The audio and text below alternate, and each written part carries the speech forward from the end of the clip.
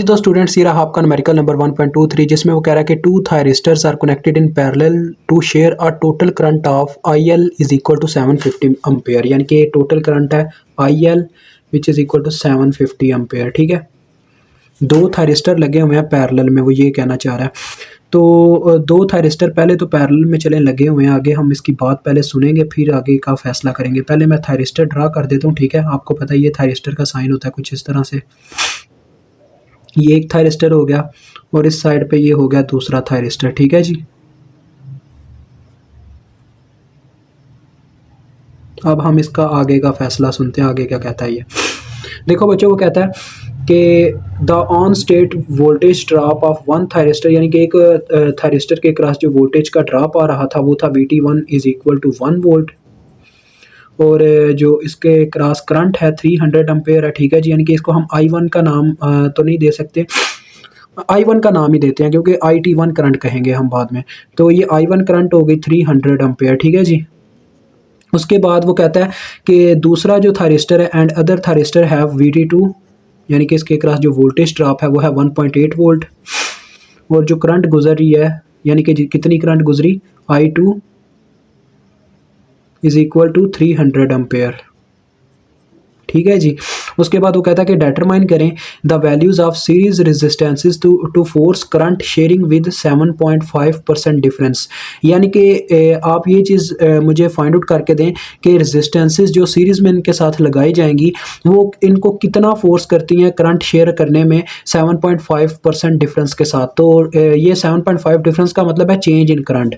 तो ये del I आपको दिया गया जो कि परसेंटेज में है 7.5%। ठीक है, यानी कि चेंज इन करंट डिफरेंस, यही मतलब होता है इसका। तो उसको आप कर लोगे 100 से डिवाइड करके सेट कर लोगे, देखते हैं कितना आता है। 7.5 को 100 से तकसीम करेंगे हम, तो ये बच्चों आ जाता है 0.075। ठीक है, तो 0.075 ही आ गया आपका क्या डिफरेंस करंट शेयरिंग का फोर्स करने का। यानी वो कहना चाह रहे हैं बच्चों कि आपने क्या किया, आपने इनको स्टेबलाइज करने के लिए थायरिस्टर्स को दो रजिस्टर लगा दिए। ठीक है, तो ये हमारा था T1। ठीक है, इसको हम कह देते हैं T1, ये हमारा T2 है बच्चों थायरिस्टर। ठीक है, और इनके साथ हमने दो रजिस्टर लगा दिए हैं। फर्स्ट वाले के साथ हम कह देते हैं R1, इसके साथ कह देते हैं R2। ठीक है, तो देखते हैं हमने क्या करना है जी।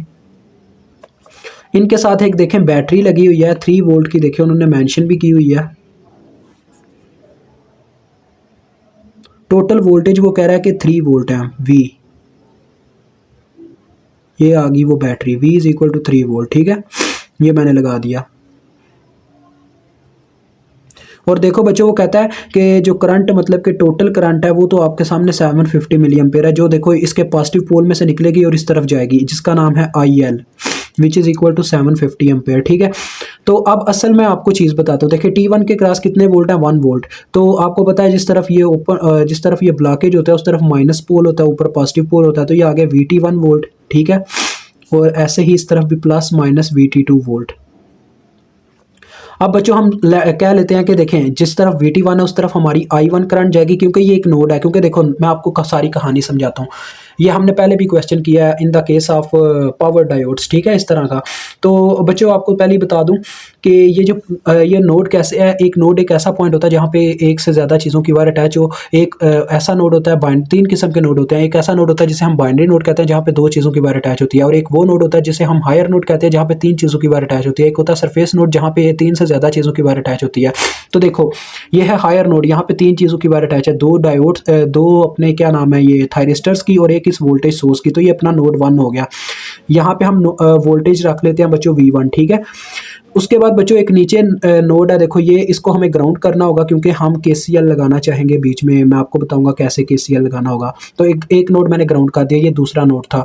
बच्चों 2 बाइनरी नोड्स भी बनते हैं, एक यहाँ पे और एक यहाँ पे, क्योंकि इन दोनों के दरमियान देखो जो सेंट्रल पॉइंट है यहाँ पे आगे 2 चीज़ों की वायर अटैच हो रही है, किस पावर, इसकी पावर थायरिस्टर की और एक रजिस्टर की। इसी तरह से यहाँ पे भी है, लेकिन हम बाइनरी नोड को कंसिडर नहीं करते होते, ये चीज़ हमेशा याद रखिएगा। ठीक है, तो देखो ये करंट जब इस नोड पे आएगी तो इसको 2 रास्ते मिलेंगे, कुछ करंट इधर को चला जाएगा, कुछ आगे को चला जाएगा। अब रजिस्टर लगे हुए हैं तो इनकी वैल्यू भी इसी तरह से सेटल होगी। इस तरफ हम कह लेते हैं एक करंट गई है I1 के नाम से, और इस तरफ गई है इसको I1 नहीं IT1 को हो, IT1। ठीक है, और इसको कह दो IT2, क्योंकि प्रीवियस वाली जो हमने नाम रखे हैं ना उनसे थोड़ा डिफरेंट दिखाना है इन करंट्स को। ठीक है, समझ लेना इस बात को।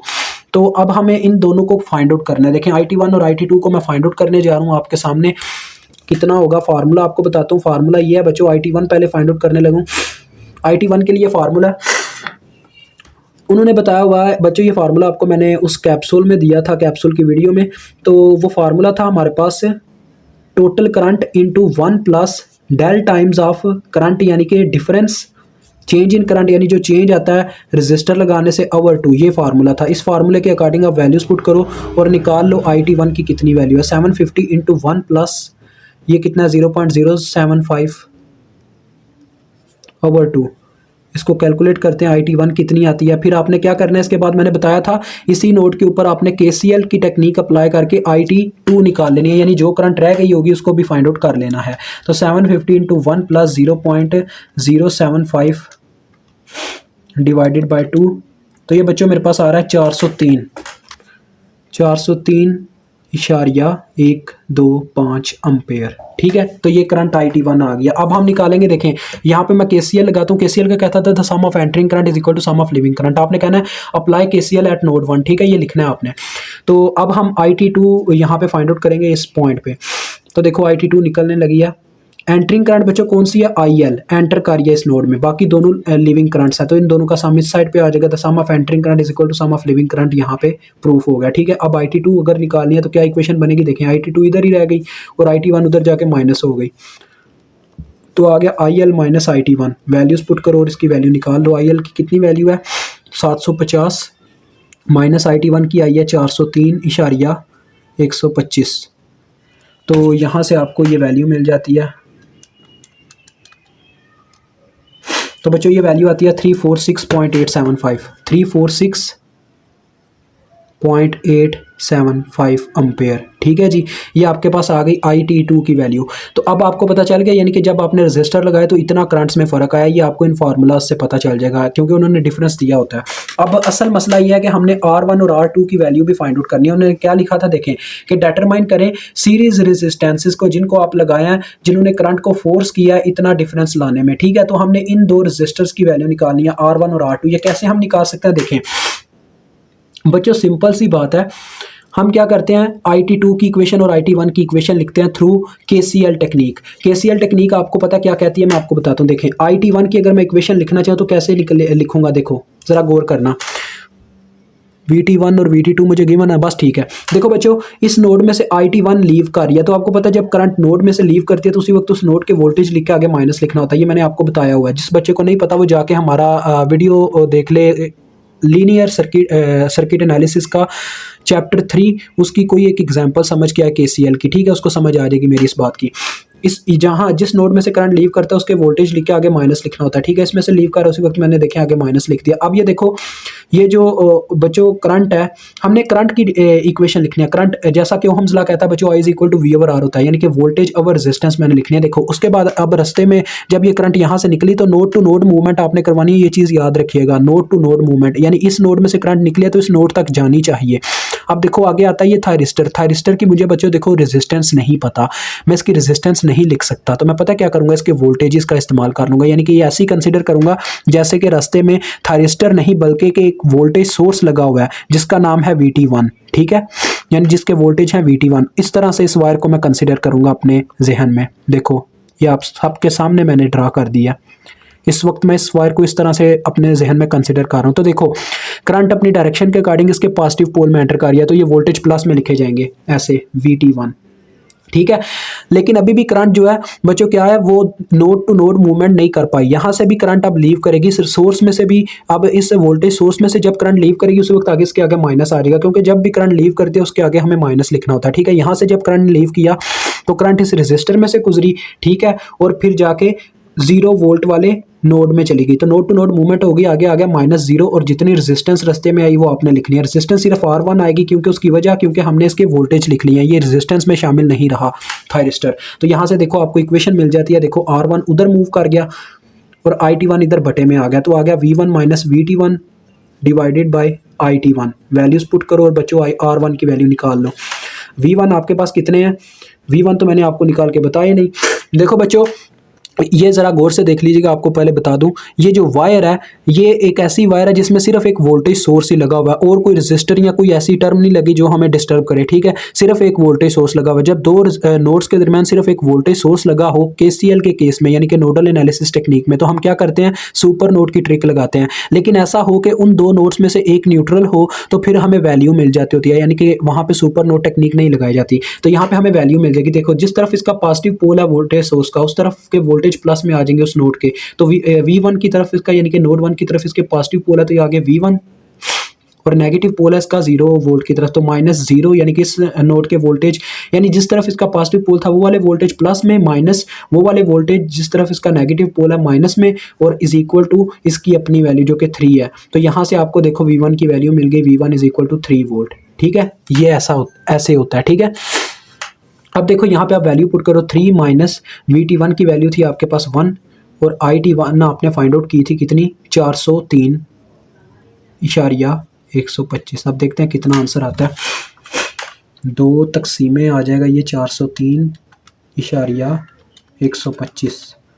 तो बच्चों ये आपके पास आ रहा है, मैं आपको इशारिये में लिख के देता हूँ। ये वैसे तो मिली में लिखा जा रहा है लेकिन मैं दूसरी फॉर्म में लिखूंगा। ये आ रहा है बच्चों 0.00449 ओहम, ठीक है।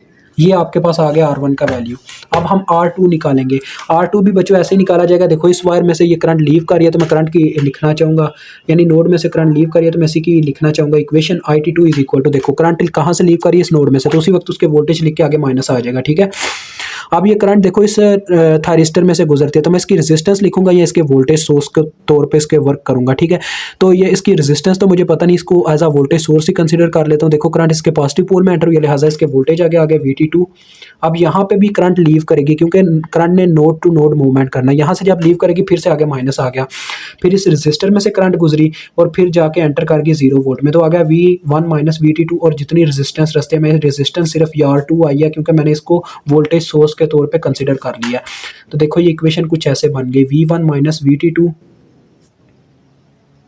Over R2। तो R2 की वैल्यू आपको चाहिए तो देखो ये रिप्लेस हो गए, R2 उधर चला गया, IT2 इधर चला गया।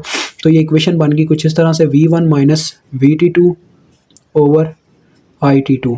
तो वैल्यूज़ पुट करो और आंसर निकालो। देखो V1 की वैल्यू आपके पास 3 है, अभी अभी हमने निकाली थी यहाँ पे, और वो VT2 की वैल्यू मेंशन है 1.8, और R2 नहीं IT2 आपने जो फाइंड आउट की है यहाँ पे वो आपने पुट करनी है 346.875, ठीक है जी। इसको कैलकुलेटर पे सॉल्व करते हैं तो देखते हैं कितना आंसर आता है। 3 माइनस 1.8 डिवाइडेड बाय 346.875।